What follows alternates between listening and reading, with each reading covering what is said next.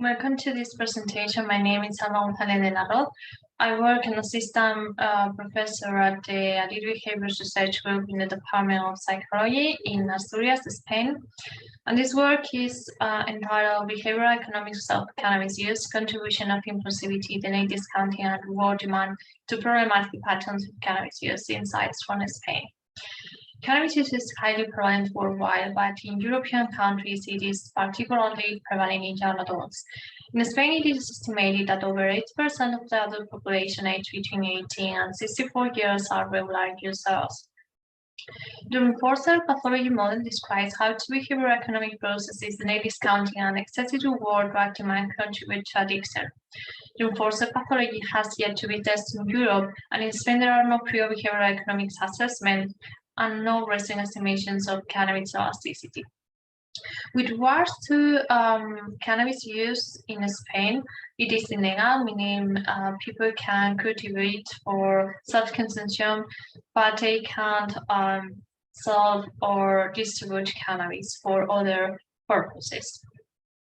So using this model is very interesting because, as I said, there are no prior behavioral economics assessments in Spain, and because it can help to get more information on what are the determinants of cannabis use. So the aims of this study were twofold. The first one was to examine the relationship between delay discounting, hypothetical cannabis demands, and several cannabis-related variables such as frequency of cannabis use in the past year, quantity, meaning joints per day, and severity of cannabis use as assessed by the QDR.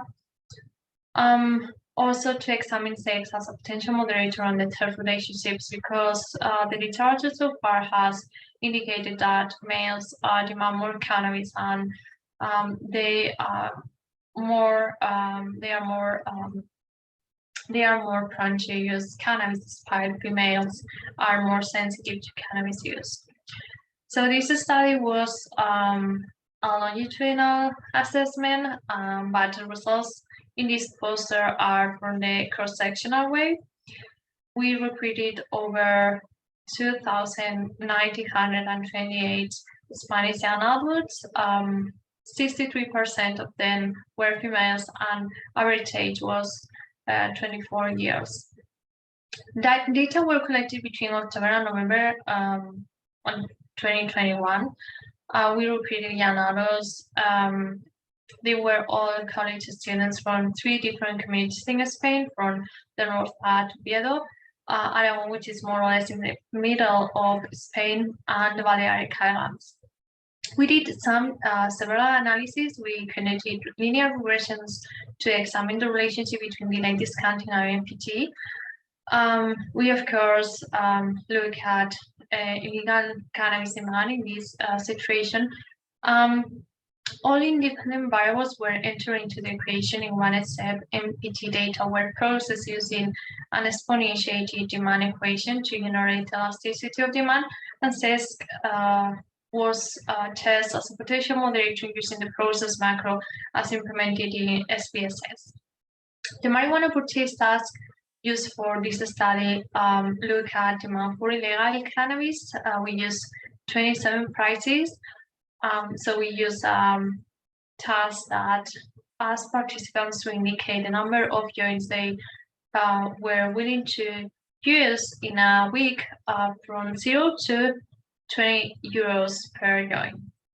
We assess different cannabis-related variables such as the QDR, grams per week, joints per week, past month cannabis use, and past year frequency of cannabis use.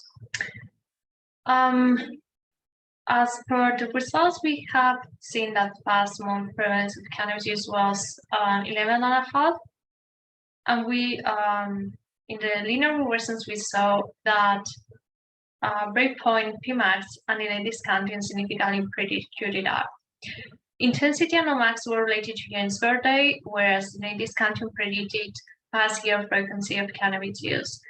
Lastly, we did not find any moderating effects of CES, meaning that demand and delay discounting did not differ between males and females.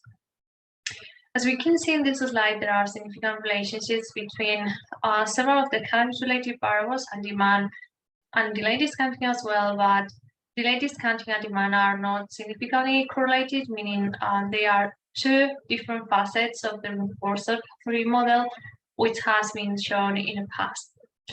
So moving into the conclusion section, we can say that the reinforced pathology offers a valid and very specific understanding of cannabis use. In the second place, delayed discounting allows to identify individuals at risk of experimenting with cannabis.